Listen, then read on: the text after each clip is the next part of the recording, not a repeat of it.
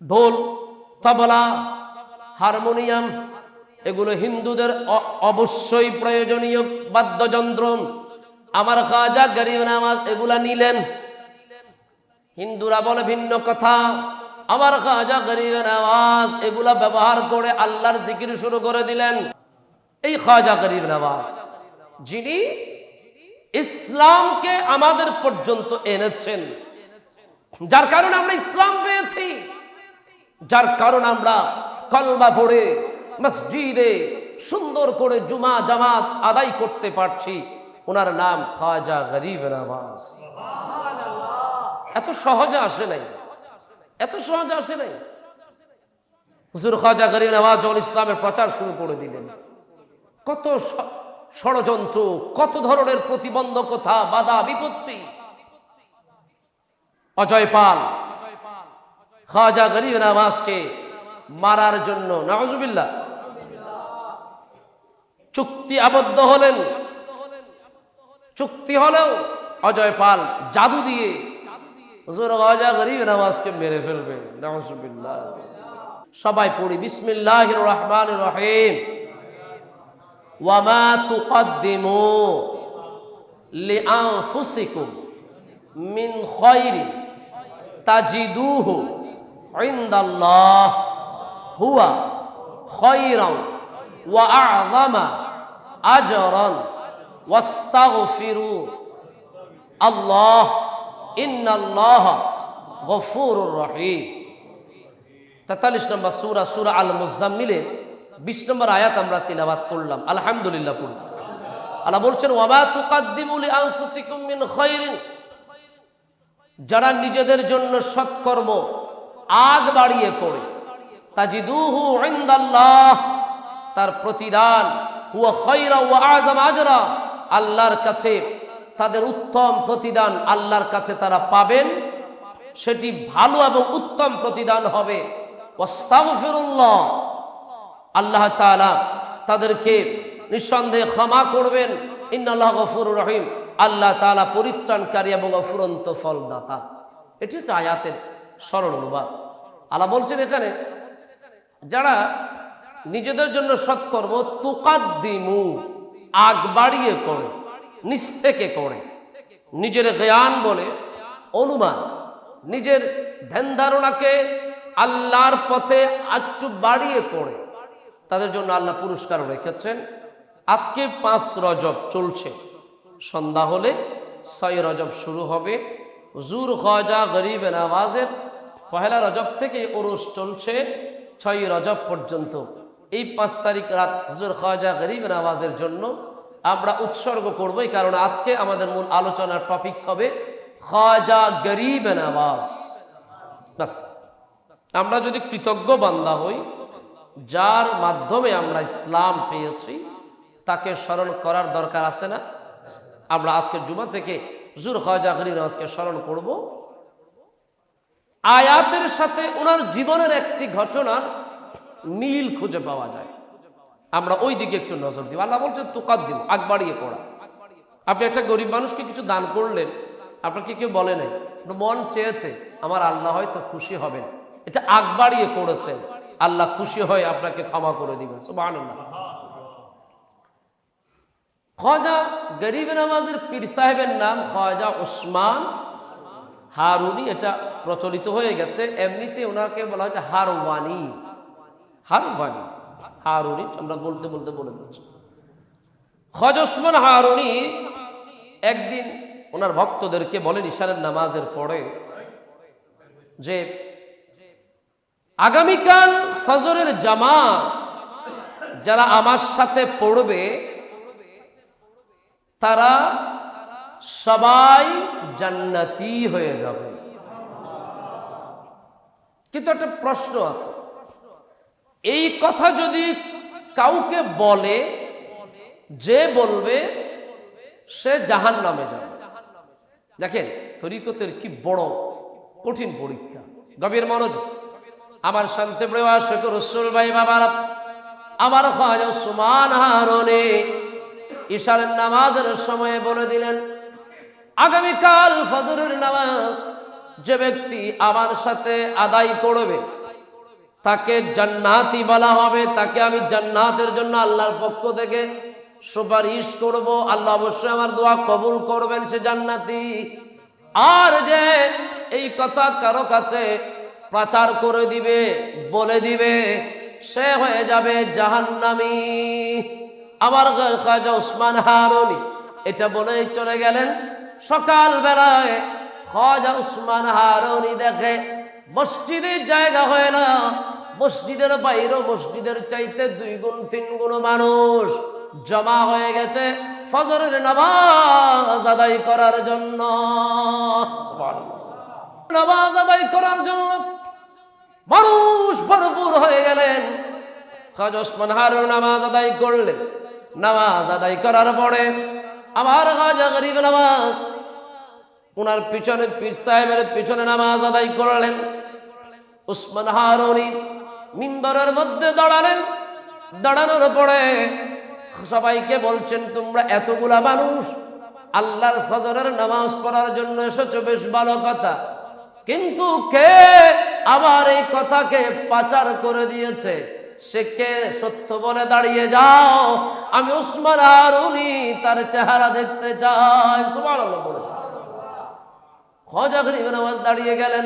হুজুর, আমি মঈনুদ্দিন সবার ঘরে ঘরে ঘরে ঘরে ঘরে ঘরে গিয়ে বলেছি, হে আমার পীর ভাই, আগামীকাল ফজরের নামাজ যদি আমার পীর সাহেবের সাথে পড়ো, খাজা উসমান হারুনি বলেছেন তুমি জান্নাতি হয়ে যাবে।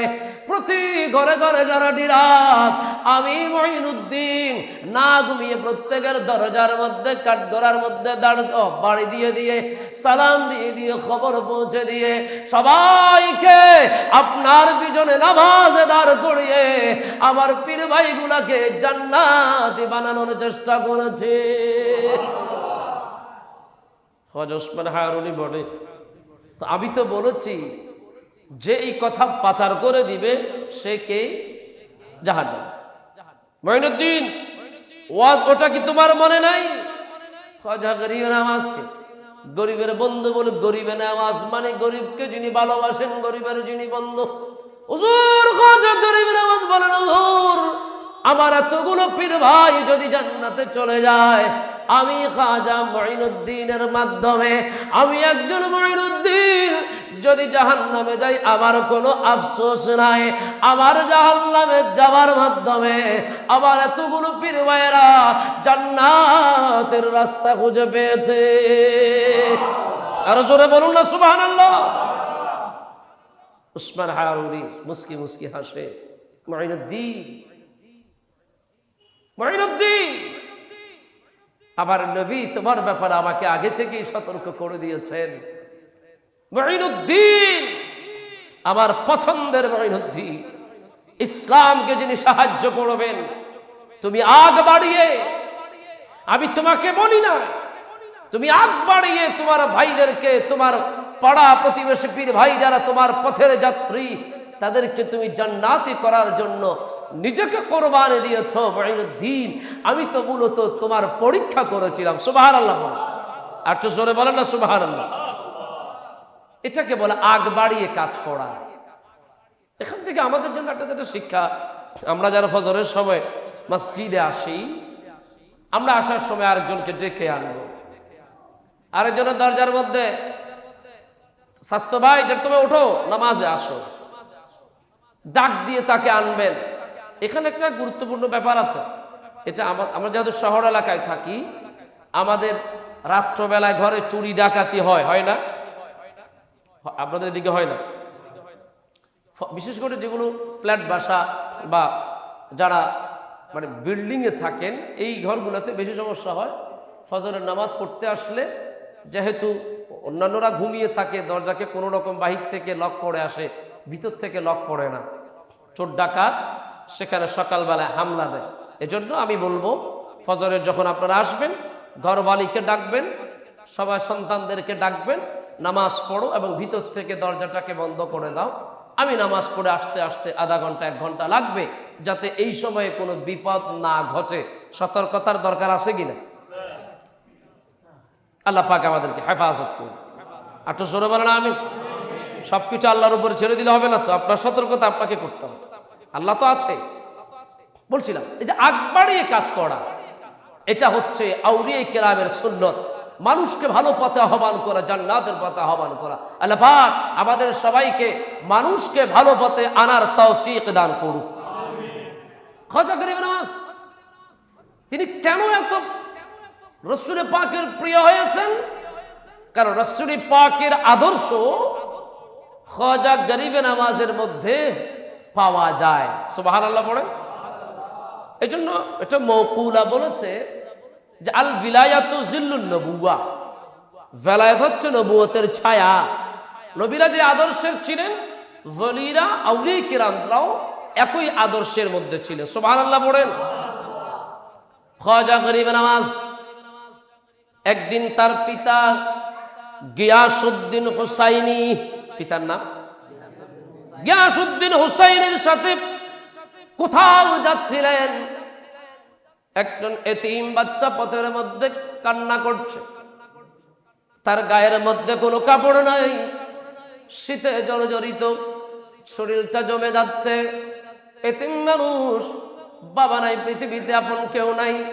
আমার খাজা গরিব নওয়াজ নিজের জামাটা খুলে আব্বাকে বললেন, আব্বা একটু দাঁড়ান, আমি আমার জামাটা খুলবো। আব্বা কেন? বলো এই যে মাসুম বাচ্চাটা, এতিম বাচ্চাটা রাস্তায় দাঁড়িয়ে কাঁদছে, নিজের জামাটা খুলে ওই মাসুম এতিম বাচ্চাকে দিয়ে দিলেন। সুবহানাল্লাহ পড়েন না? আমাদের মনে পড়ে যায় আমার নবী দয়াল নবী কামলিওয়ালা ঈদগাহে যাচ্ছেন, ইমামে হাসান, মাওলা হুসাইনকে নিয়ে। পথের মধ্যে একজন গরিব মাসুম বাচ্চা, এতিম বাচ্চা কান্না করছে। আমার নবী মাওলা আলীকে ডাক দিলেন, আলী আমার হাসান হোসেনকে নিয়ে ঈদগাহে যাও, আমি এই বাচ্চাকে নিয়ে আমার আয়েশার কাছে চলে যাই। আয়েশার কাছে গিয়ে বলে, আয়েশা তোমার জন্য একটা সন্তান এনেছি, তাকে গোসল করিয়ে নতুন কাপড় পরিয়ে দাও, আমি তাকে নিয়ে যা আর ঈদগাহের মধ্যে চলে যায়। সুবহানাল্লাহ পড়েন।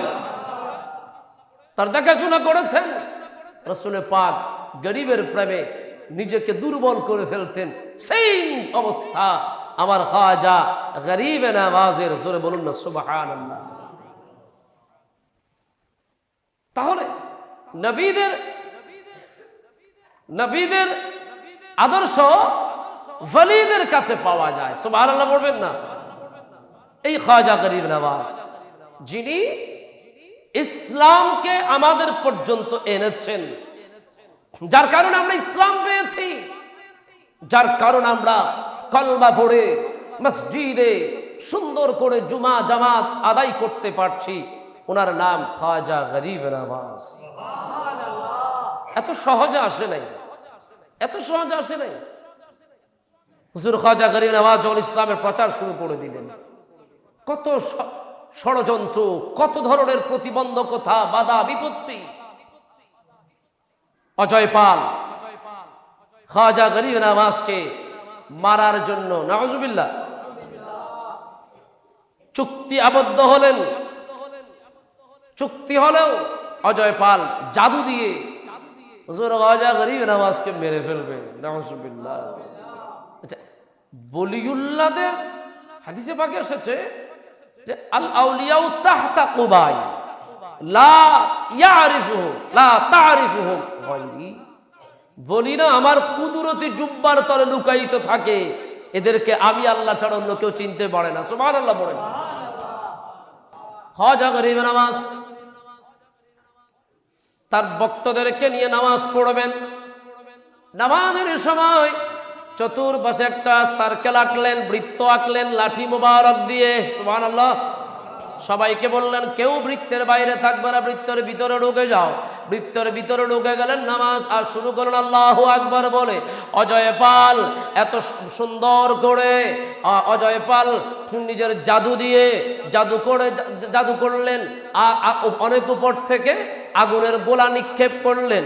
আগুনের গোলা নামতে নামতে নামতে নামতে জমিনের দিকে আসে। জমিনের দিকে আসার পর ওই বৃত্তের চতুর্পাশে যখন ঘোরাঘুরি করে, ভিতরে ঢুকতে পারে না। আবার খাজা গরিব নওয়াজের বৃত্তের সাথে যখন লাগে, আগুন স্তব্ধ হয়ে যায়, ড্যামেজ হয়ে যায়। এইভাবে যখন খাজা গরিব নওয়াজের নামাজ যখন শেষ হলো, সালাম ফিরালো, খাজা গরিব নওয়াজ জুতার দিকে ইঙ্গিত করলেন, হে জুতা, তুমি দেখো না আমি নামাজ পড়ে বেয়াদবরে একটু শাস্তি দাও। আপনি যদি মনে করেন এটা হুমায়ুন আহমেদের ইতিহাস উপন্যাস, ভুল করবেন। ওলিউল্লাহর দরবারে নির্বাক প্রাণীও অনেক ক্ষমতা রাখে। আর একটু জোরে বলবেন না সুবহানাল্লাহ। জুতা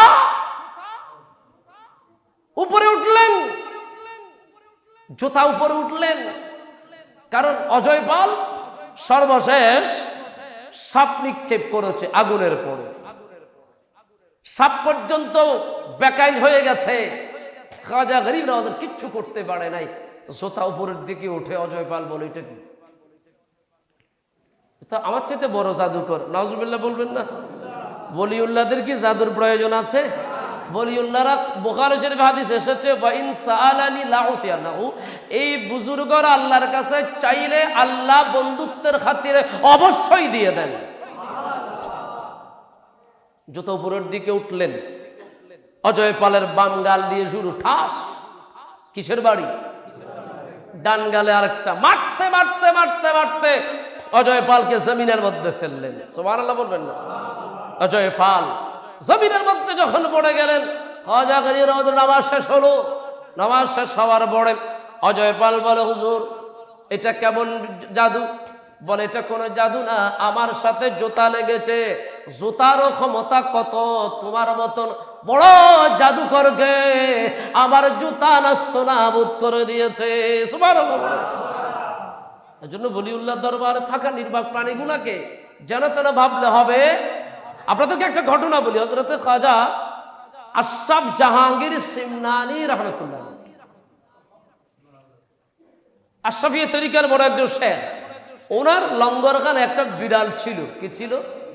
মেয় মেয় বলে, এটাকে কি বলে? বিলেগদ আপনাদের দেশে। বিড়াল ছিল।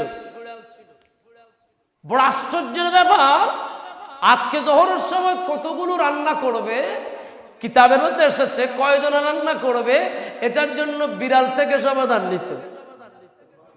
কেমনে? বিড়াল যতটা আওয়াজ করত ততজনের রান্না করত। সুবহানাল্লাহ বলবেন না? ওই বিড়ালের ঘটনাটা বলি। একদিন ভক্তদের জন্য দুধ জাল দেওয়া হয়েছে, বড় ডেকচিতে দুধ খাওয়াবে। বিড়াল দেখেছে উপর থেকে একটা সাপ পড়ে ওইখানে দুধের মধ্যে মরে গেছে। বিড়াল মেও মেও মেও মেও করতেছে, কেউ তো আর বিড়ালের ভাষা বুঝে না। আশরাফ জাহাঙ্গীর সিমনানি কোথায় গেছেন বাইরে, কেউ বিড়ালের ভাষা বুঝে না। এখন চুলা থেকে দুধগুলো নামাবেন, ভক্তদেরকে খাওয়াবেন। সাপের মধ্যে কি আছে? খাওয়ার সাথে সাথে মারা যাবে। আশরাফ জাহাঙ্গীর সিমনানির ওই বিড়াল কাউকে যখন বুঝাতে পারছে না, নির্বাক প্রাণী, সর্বশেষ যখন বাবুর্চি দুধগুলো নামাবেন, দুধ ডেকচি থেকে নামিয়েছেন, বাবুর্চির কাপড় ধরে টানাটানি করছে বিড়াল। বাবুর্চি তো বুঝছে না, একটু পরেই মগে করে নিয়ে বাটিতে করে নিয়ে ভক্তদেরকে দিবে। আশরাফ জাহাঙ্গীর সিমনানির ভক্তরা মারা যাবে। বিড়াল বলে, আমার তো কোনো দাম নাই, আবার মালিকের দরবারের গোলামি যারা করে তাদের অনেক দাম। বিড়াল এই উত্তপ্ত দুধের মধ্যে লাফ দিয়ে মারা গিয়েছেন, শহীদ হয়েছেন, কোরবানি হয়ে গেছেন। এই কারণে যে আমি যদি এখানে পড়ে মরে যাই, এই দুধ আর কেউ খাবে? তার দরবারের ভক্ত সবাই বেঁচে যাবে। সুবহানাল্লাহ বলেন। এটা তো ওলিউল্লাহর দরবারে তাসির বলে, সোহবত বলে। সোহবত, এগুলো অনেক কথা, কতগুলা বলবো। আপনারা যারা রাউজান, এখানে যে রাঙ্গুনিয়া রাউজানের বর্ডার ফকিরা গুহা, হুজুর গৌসুল আজম বাভান্ডারি কিবলা আলমের আস্তানা শরীফ আছে, আপনারা যারা জানেন, আমি হয়তো বা তারা যাবেন, দেখবেন, আপনি পরীক্ষা করে দেখবেন। ফকিরা গুহা আস্তানা শরীফ, যেখানে গৌসুল আজম বাভান্ডারি কিবলা দীর্ঘদিন পর্যন্ত সেখানে পাহাড়ের মধ্যে বসেছিলেন। আমি দেখেছি ওখানে বেশ কয়েকটা কুকুর আছে। কি আছে? কুকুর। আপনারা হাসছেন, হুজুর ওয়াজাত কয় না ফদ দেন, কুকুর আছে। আপনি যখন নতুন যাবেন এই কুকুরগুলো আপনাকে নিয়ে পথ দেখিয়ে ওই গুহা পর্যন্ত নিয়ে যাবে। একবার গেছেন তো? আমি যখন গেলাম আমি দেখলাম আমাদের সামনে প্রথমবার যখন গেলাম কুকুর আছে, দ্বিতীয়বার যখন গেলাম দেখি এই কুকুরগুলো আর আমাদের সামনে আসে না। আমি একটু তাজ্জুব হলাম। আমাদেরকে ডিঙ্গিয়ে কুকুরগুলো অপেক্ষা করছে, নতুন এক গ্রুপ আসলো তাদেরকে নিয়ে যাচ্ছে। আমি তাদেরকে থামালাম, ভাই আপনারা কি এর আগে আসছেন? বলে না ভাই, আমরা এই প্রথম আসলাম। আচ্ছা। এরপরে আর একটু সামনে যখন গেলাম কিছু মানুষকে জিজ্ঞেস করলাম আপনারা? বলে হুজুর আমরা আরো একবার দুইবার আসছিলাম। আমি কি কুকুরগুলো কি আজকে আপনাদেরকে পথ দেখিয়ে দিয়েছে? বলেন না। কি মানে? ওই গুহার কুকুরও জানে আপনি নতুন না পুরান। আমি আমাকে দিয়ে জেনেছি, আমাদের সামনে আর আসে না, কারণ আমরা চিনেছি, একবার গিয়েছি। নতুনকে নিয়ে যাচ্ছে। বলিউল্লাহর ক্ষমতার কথা বাদ দেন, বলিউল্লাহর সোহবত থাকা কুকুর বিড়ালের পরিস্থিতি কোন অবস্থায়? সুবহানাল্লাহ বলবেন না। যাক, ওদিকে যাচ্ছি না। অজয় পাল বললেন হুজুর এটা কি? বলে এটা আল্লাহর কুদরত। লম্বা কথা। অজয় পাল খাজা গরিব নওয়াজের গোলামি কবুল করলেন। সুবহানাল্লাহ পড়েন। অজয় পালকে আমার খাজা গরিব দায়িত্ব দিয়েছেন। খাজা গরিব নওয়াজ সবার সাথে বসলেন, পরামর্শ করলেন। ঢোল, তবলা, হারমোনিয়াম এগুলো হিন্দুদের অবশ্যই প্রয়োজনীয় বাদ্যযন্ত্র। আমার খাজা গরিব নওয়াজ এগুলা নিলেন। হিন্দুরা বলে ভিন্ন কথা, আমার খাজা গরিব নওয়াজ এগুলা ব্যবহার করে আল্লাহর জিকির শুরু করে দিলেন। এক জায়গায় মজমা বসালেন, বসানোর পরে আল্লাহ আল্লাহ জিকির শুরু করলেন। আওয়াজ তো এক, যন্ত্র এক। আচ্ছা বলেন, এই মাইক দিয়ে যদি যাত্রাপালার গান গায়, একই মাইক দিয়ে মসজিদের খুতবা দিচ্ছি, মাইকের কোনো দোষ আছে? না ব্যবহারের দোষ? বলেন না, কিসের দোষ? ব্যবহারের দোষ। আমরা নাফা সিরাপ খাই কি জন্যে? ওই জনমতে খাসানি বন্ধ হয়ে পারলে জ্বর বন্ধ হয়ে পারলে। আমাদের দেশের অনেক ছেলেরা আছে একসাথে 8-10টা নাফা সিরাপ খায়, গোটা সিটি কর্পোরেশন আমার মনে করে। আছে তো, ঘুম যায় 3 দিন। অনেক ছেলে আছে একসাথে 8-10টা খাই ফেলবে। অ্যামব্রক্স নাফা এগুলা খাবে। কিরে এগুলা খাও কেন? অনেক লম্বা ঘুম হয়। তুই কবরে ঘুম এলে তোর থেকে লাঠি দিয়ে ফিটাইলে উঠবি না। ঘুম তো তোর জীবনে বাজেট আছে। তুই তো কবরে যে ঘুম যাবি তোরা কেউ তুলবে না। কি বলেন? হ্যাঁ, কবরের ঘুমের কোনো হিসাব আছে কি? আপনারা আগে যাবেন না আমি আগে যাব? হুজুর খাজা গরিব নওয়াজ করে দিলেন সওয়াব। হিন্দুরা চিন্তা করে কিরে বিষয় তো আমাদের, জিনিসপত্র আমাদের, কি বলে? বসলেন, বসার পরে খাজা গরিব নওয়াজ নজর দিলেন, ওই সেবা মাহফিলের মধ্যে নজর দিলেন। ওই হিন্দু ভদ্রলোকের হৃদয়টা পরিবর্তন হয়ে আমার খাজা গরিব নওয়াজের প্রেমে কলমা পড়ে মুসলমান হয়ে শুরু করলেন। আল্লাহর কোরআন বলে 16 নম্বর সূরা, সূরা নাহল 125 নম্বর আয়াত, উদউ ইলা সাবিলি রাব্বিকা বিল হিকমাতি ওয়াল মাউইদাতিল হাসানা। ইয়া রাসূলুল্লাহ, ইয়া হাবিবাল্লাহ, নবী গো, আপনি আল্লাহর পথে, আমি আল্লাহর পথে, আপনার উম্মত আমার বান্দাদেরকে উত্তম আদর্শ এবং হিকমতের মাধ্যমে আহ্বান করুন। জ্বালাও পোড়াও, মারি ফেলো, কাটি ফেলো, এগুলো ইসলাম নয়। ইসলামে জ্বালাও পোড়াও নাই, ইসলামে আছে ভালোবাসা, হৃদয় ভরা ভালোবাসা। হুজুর খাজা গরিব নওয়াজ এই সেবা মাহফিলকে অবলম্বন করে গোটা ভারতবর্ষের মধ্যে ইসলামের বিপ্লব তৈরি করে দিলেন। আবার খাজা গরিব নওয়াজ করতে করতে করতে করতে 90 লক্ষ মানুষকে কলমার দাওয়াত দিয়ে মুসলমান বানিয়েছে।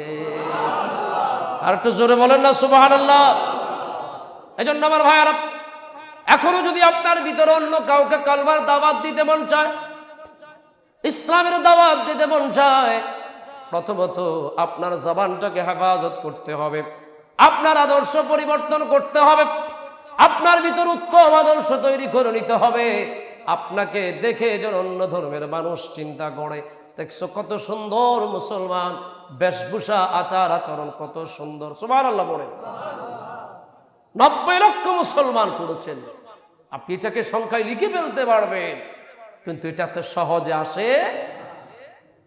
হুজুর খাজা গরিব নওয়াজ ইন্তেকাল যেদিন করবেন, ভারতের কিছু বড় বড় বুজুর্গ স্বপ্ন দেখলেন, মদিনার নবী কামলিওয়ালা রহমতে দু আলম মক্কার মতি, মদিনার যদি দুগুলের সাথী, মা আমেনার কলিজার টুকরা খাজা আব্দুল্লাহর নয়নের তারা, মা হালিমা সাদিয়ার বুকের দন, ভারতবর্ষের মধ্যে তশরীফ আনছেন। সুবহানাল্লাহ।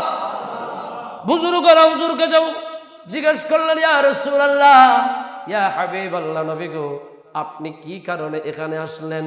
আমার রাসূল পাক জবাব দিলেন, আমার মুঈনুদ্দিন ইন্তেকাল করেছে, আমি আমার মুঈনুদ্দিনের সাথে দেখা করার জন্য চলে এসেছি। বলুন, আমাদের মৃত্যুর সময়ও মদিনার নবী কামলিওয়ালা আমাদের কাছে আসুক, এটা আমরা চাই কি না? এজন্য বেশি বেশি দুরূদ শরীফ পড়বেন। দুরূদ শরীফের চাইতে বড় কোনো ইবাদত নাই। সুবহানাল্লাহ বলেন। সব সময় দুরূদ পড়বেন, দুরূদ শরীফ পড়বেন, আমার আল্লাহ আপনার বিপদ দূর করে দিবে। সুবহানাল্লাহ। মুশকিল আসান করে দিবে। আপনি এখন থেকে আমল শুরু করে দেন। দুরূদ শরীফ যেটা পড়েন, আপনি নবীকে স্মরণ করেন, খেয়াল রাখবেন আবার নবী হচ্ছে আমাদের জন্য বড় ঈমানের একটা বিশাল অংশ, যিনি নবী থাকলে আল্লাহর রহমত সরাসরি হাজির থাকে। হুজুর খাজা গরিব নওয়াজ ইন্তেকাল কখন করলেন কেউ বলতে পারে না। এক আজীব ইন্তেকাল। খাদেমদেরকে বললেন, আমাকে কেউ ডিস্টার্ব করবে না, আমি হুজরা শরীফের মধ্যে ঢুকে যাচ্ছি। ঢুকে গেছেন পহেলা রজব। কত? পহেলা রজব। একদিন চলে গেল, হুজুর দরজা খোলে না। দ্বিতীয় দিন চলে গেল, হুজুর দরজা খোলে না। খাদেমরা চিন্তা করে ঘটনা কি। এইভাবে যেতে যেতে যেতে যেতে 5 দিন যখন চলে গেল, শেষ হয়ে গেল, খাদেমরা চিন্তা করে এতদিন পর্যন্ত আমাদের হুজুর কোনো খাবার নিয়ে ঢোকে নাই, কিভাবে তিনি আছেন, কোনো আওয়াজ ছাড়া শব্দ নাই। 6 রজবের সবাই মিলে উদ্যোগ নিলেন, আমরা হুজরা শরীফের দরওয়াজাটা খুলে ফেলবো। সুবহানাল্লাহ।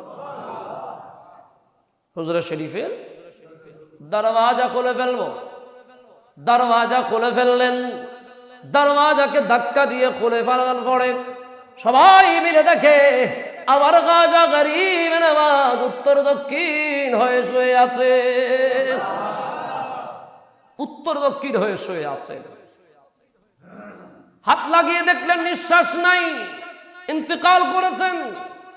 বড় আশ্চর্যের ব্যাপার হলো, খাজা গরিব নওয়াজের ইন্তেকালের হুজুরের কপাল মোবারকের মধ্যে আরবিতে লেখা ছিল, হাযা হাবিবুল্লাহ ওয়া মাতা ফি হুব্বিল্লাহ, এটা আল্লাহর বন্ধু, আল্লাহর মুহাব্বতে ইন্তেকাল করেছেন।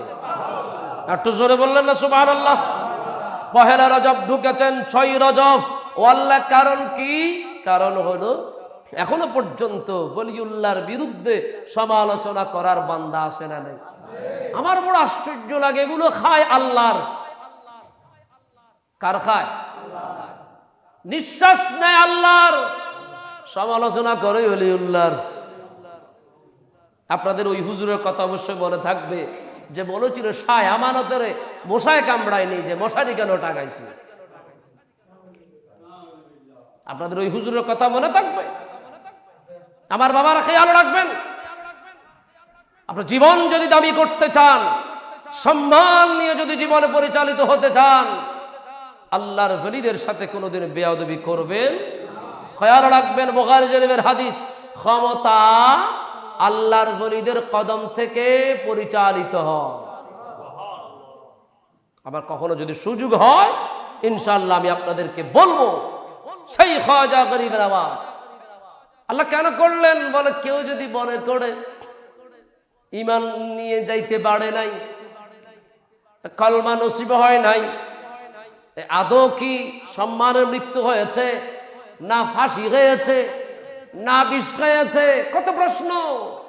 এজন্য আমি আল্লাহ আমার মুঈনুদ্দিনকে এমন ভাবে গোটা কুল কায়নাতের মধ্যে শ্রদ্ধাস্পদ করে দিয়েছি, তার কপালে কুদরতি ফায়সালা হাযা হাবিবুল্লাহ ওয়া বাতা ফি পেলাম, মসজিদ পেলাম, মিম্বর পেলাম, কোরআন পেলাম, নিস্তব্ধে নীরবে নিভৃতে ইবাদত করার সুযোগ পেলাম। ওনার নাম খাজা গরিবে নওয়াজ। তাহলে ওনার স্মরণ করারও দরকার আছে না? আপনারা আপনাদের ঘরে আপনাদের সন্তানদেরকে, আমি বারবার বলি, আমি আপনাদেরকে আবার বলছি, মসজিদ ছেলেরা মাথায় তুলে ফেলুক, একেবারে মসজিদ ভাঙি ফেলুক, কোনো বাচ্চাকে ডাক দিবেন। আপনি আজকে ডাক দিবেন, তার ভিতর ভয় ঢুকবে, সে আগামী জুমে আসবে না, মসজিদ শূন্য হয়ে যাবে। আপনারা তো শীতে ফরি কাইতে ফরি ঘুমাই থাকেন, ব্যস্ত মানুষ, টায়ার্ড, খুব ব্যস্ত, নামাজের সময় নাই। অন্তত ছেলেগুলা তো মসজিদে এসে ফেরেশতাদের সাথে একটু খেলাধুলা করতে পারে। ফেরেশতা আছে না নাই?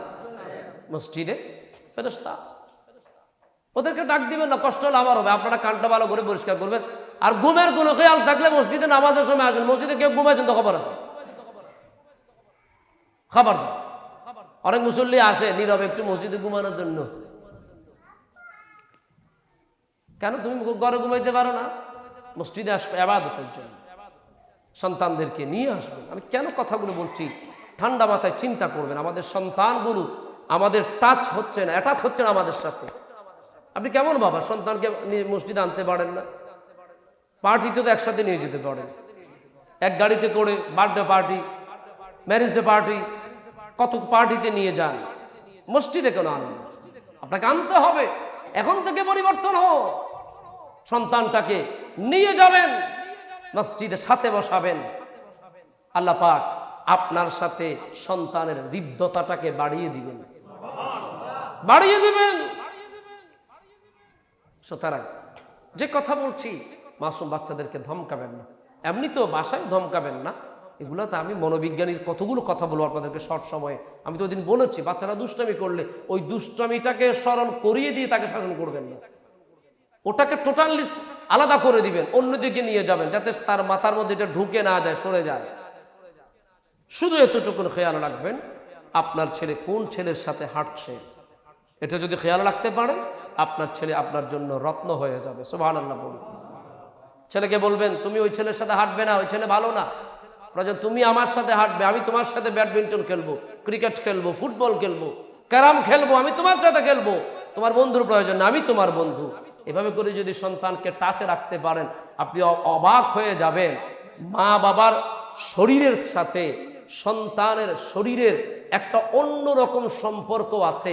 আপনি আপনার সন্তানটাকে জড়িয়ে ধরে দেখবেন কেমন মায়া লাগে, আর অন্য একটা সন্তানকে জড়িয়ে ধরে দেখবেন কেমন মায়া লাগে। অনেক পার্থক্য আছে না নাই? বলেন আছে না নাই? আল্লাহ পাক আমাদেরকে কবুল করুক। আচ্ছা, যেই কথা বলছিলাম, তাহলে খাজা গরিবে নওয়াজের স্মরণ আমরা আমাদের সন্তানদেরকে নিয়ে, আপনি আপনার ঘরে, আমি আমার ঘরে, আমরা যাই আয়োজন করি, রাত্রবেলায় সবজি রান্না করি, মুরগি রান্না করি, যাই আয়োজন, আমরা বসে একবার আলহামদুলিল্লাহ শরীফ, তিনবার কুল হুয়াল্লাহ শরীফ, দুরূদ শরীফ পড়ে, যারা পারেন ইয়া নবী সালামু আলাইকা বলবেন। গুনাহ হলে আমার হবে, অসুবিধা নাই। এগুলো পড়ে যদি গুনাহ হয় আমার হবে, কোনো অসুবিধা নেই, আমি নিব, আমার লোড ক্ষমতা ভালো, হ্যাঁ অনেক লোড আমার, অসুবিধা নেই, আমি নিব। গুনাহ হলে পড়বেন, পড়ে আল্লাহর কাছে দোয়া করবেন। হুজুর আমি তো আরবি নিয়ে জানেন, আমার আল্লাহ আপনার আশা ইচ্ছা সিটেঙ্গা ভাষা এগুলো আর বোঝে, অসুবিধা নেই। বোঝে না? না বোঝে? বাসকালীর ভাষা, সাতখানের ভাষা এগিন, গদ্দানা দণ্ডনী কিন, আল্লাহ না বোঝে? না বোঝে? আল্লাহ সবকিছু বোঝে। আপনার ভাষায় আপনি ডাকবেন, একেবারে শুদ্ধ ভাষা হতো ওগুলো কথা না, আপনার ভাষায় আপনি ডাকবেন। প্রয়োজন হলে মসজিদের খাদেমদেরকে নিয়ে যাবেন, একটু মোনাজাত করাবেন, তাদেরকে একটু হা দিয়ে দিবেন। আপনারা তো হুজুরদেরকে হা দিয়ে দিতে একটু আত্মা বাইট হয়ে যায়, বেশি দিন নিয়ে কোনো ডাক্তারের দিবের সময় কোনো অসুবিধা নেই, তাহলে হুজুরের দিবের সময় আত্মা বাইট হয়ে যাবে। এটা বুঝলাম। আল্লাহ হাত লম্বা করার তৌফিক দান করুক। হ্যাঁ, এগুলো বললে আমার অন্য কিছু মনে করবে, যা ওগুলো বলছি না। তো এবার করে আজকে রাতটা এই ছোট্ট একটু ইবাদত, খাবারটা আপনার যেটা আছে এটাই খাবেন, কিন্তু যখন ফাতিহা দিবেন ওটা তাবারুক হয়ে যাবে, রোগের সেবা হয়ে যাবে। আল্লাহ পাক আমাদেরকে কবুল করুক। এই রজবের একটি আমল আছে, রাসূল পাক সাল্লাল্লাহু আলাইহি ওয়াসাল্লাম বলছেন যে রজব মাসে একদিন রোজা রাখে সে যেন পুরা বছর রোজা রাখার সওয়াব পায়। 7 দিন যদি রাখে 7টি জাহান্নাম তার জন্য বন্ধ হয়ে যাবে। এই রজব মাসে আপনি যদি 7টি রোজা রাখতে পারেন, জাহান্নামের 7টি দরজা, 7টি জাহান্নাম আপনার জন্য হারাম হয়ে যাবে। সুবহানাল্লাহ। 8টি যদি রাখতে পারেন 8টি জান্নাতের দরজা আপনার জন্য উন্মুক্ত হয়ে যাবে। সুবহানাল্লাহ। আর কেউ যদি কপাল গুনে 15টা রোজা রাখতে পারে, কয়টা? আপনাদের খাবার ডিস্টার্ব হয়ে যাবে। এই তো হুজুর আমাদের দাওয়া সহত আছে, অনেক বেশি খাবেন কবরে গেলে, যেগুলো খাবেন চিন্তাও করতে পারবেন না। 15টা রোজা